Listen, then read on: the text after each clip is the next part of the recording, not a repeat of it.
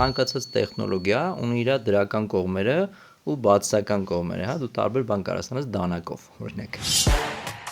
AI-ում ամենակարևոր բանը կոնտեքստն է, հա, այսինքն իրան պետքա տաս բավարար չափով կոնտեքստ, որ ինքը քեզ տա բավարար չափով խելացի ստրատեգիաներ ու կրեատիվ մտքեր։ Մենք բոլորս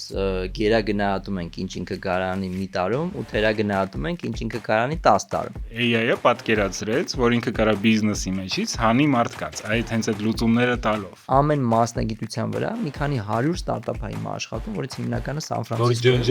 Որ ջնջեն այդ մասնագիտությունը,